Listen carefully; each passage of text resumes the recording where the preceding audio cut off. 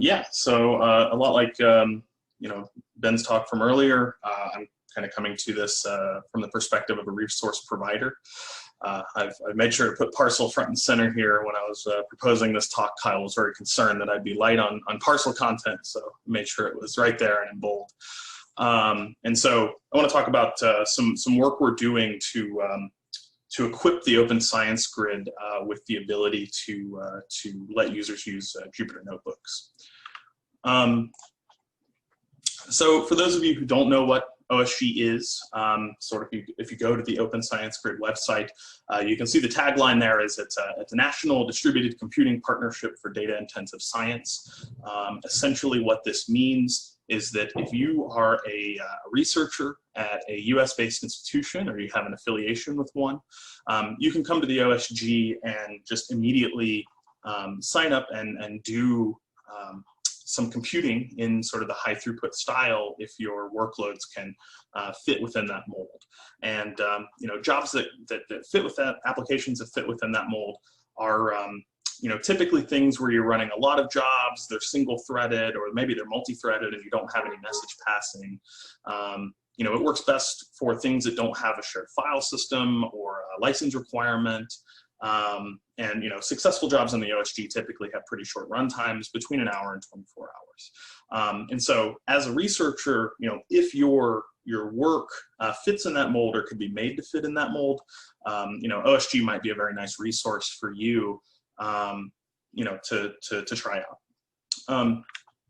And so sort of the traditional way that people use the OSG is that you sign up, you have a series of communications with our research facilitation team, and then once you're granted access, you upload an SSH key and you SSH to the machine, and you do some Condor submits and Condor queues. Maybe you run a DAG, that sort of thing, and that's all well and good, and a lot of people are really happy with that. But we find that more and more people are really interested in using things like Jupyter to do their scientific workflows, and Jupyter has really emerged in the past couple of years as a super powerful tool for doing this.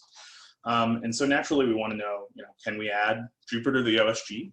And it turns out, the answer is yes. We can put Jupyter on the OSG, but as it turns out that integrating libraries like the Condor library into Python and that sort of thing is okay, but it's a little clunky, in my opinion at least.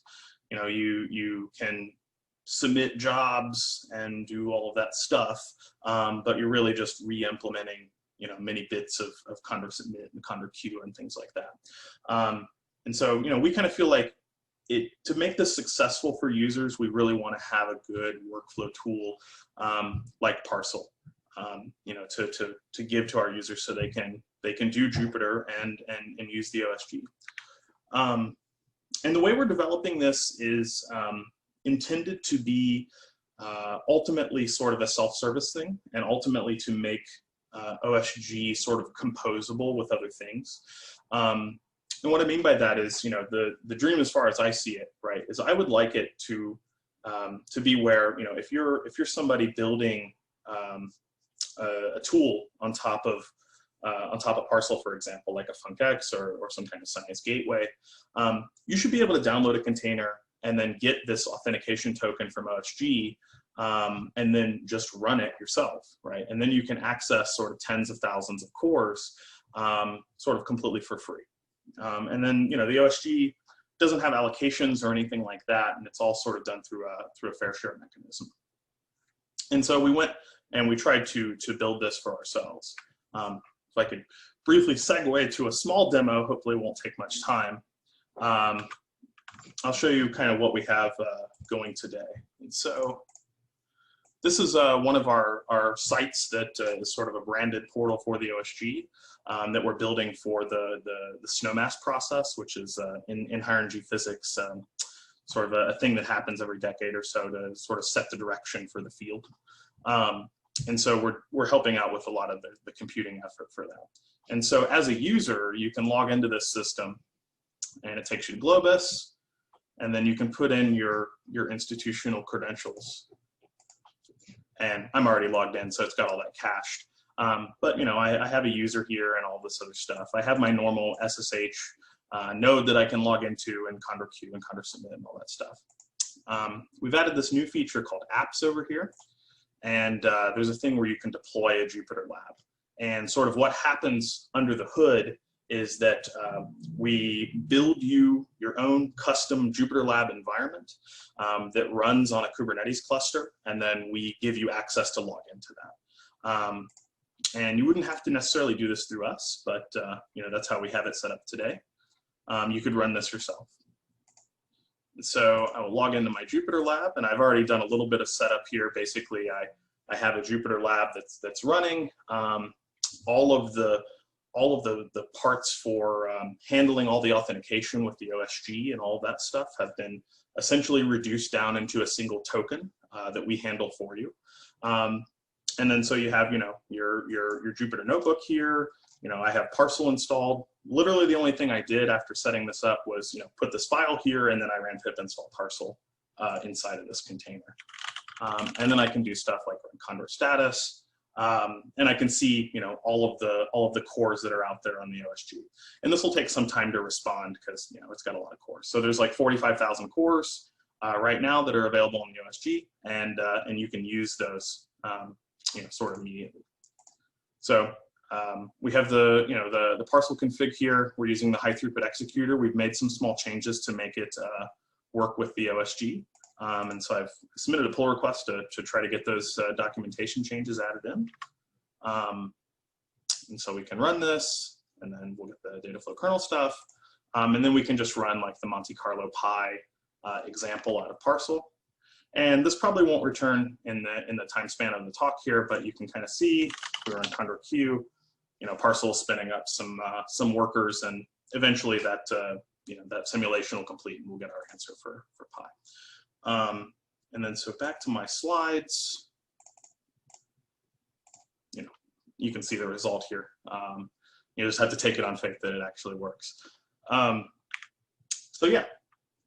This is kind of where we're hoping to move things in the OSG, and so I'd be really happy to take any questions or comments, how this might benefit your research or other things that we can do to help folks out. So thanks a lot. Thank you so much, Lincoln. This was a really exciting talk, and also perfectly timed. Good work. Yeah, let's open it up for questions. Who's got a question for Lincoln?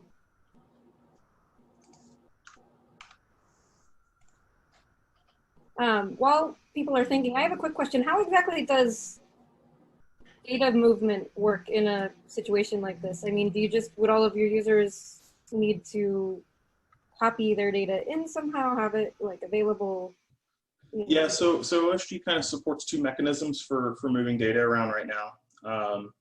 The first is sort of the native Condor file transfer way of doing this. So in your jobs, you would need to transfer input files and have that data sort of in your Jupyter container. And so we'll hook that up to our shared file systems and things like that, so you can stage data out. The other mechanism that we support is a system called Stash Cache, which is basically a series of caches that are located near sites sort of geographically. Within your job, you can use this Stash CP tool, and it'll copy data from our Ceph file system in Chicago to your worker, and then transferring it back.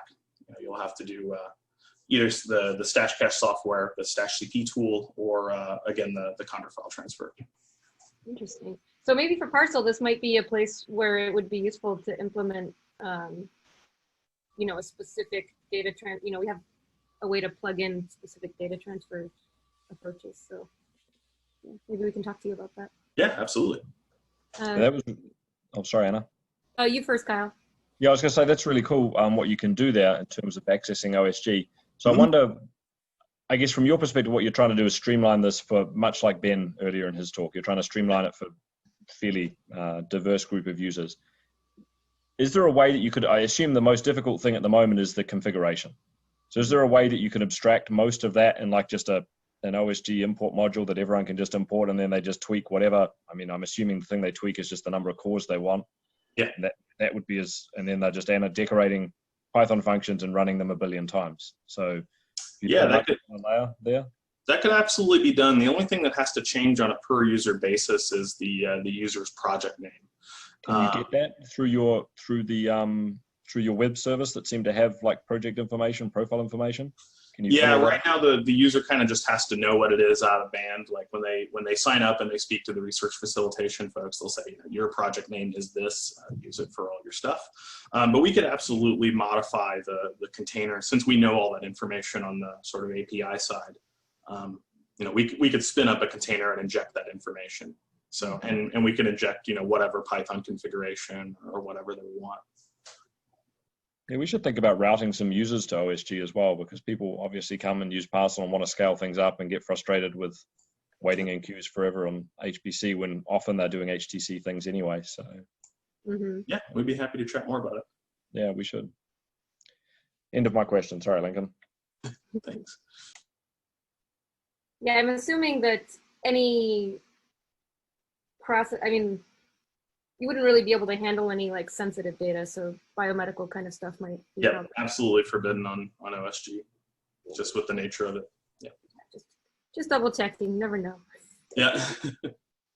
Free compute's always exciting. All right, well, thank you so much. I think that's really, really interesting work. We'll be watching it closely.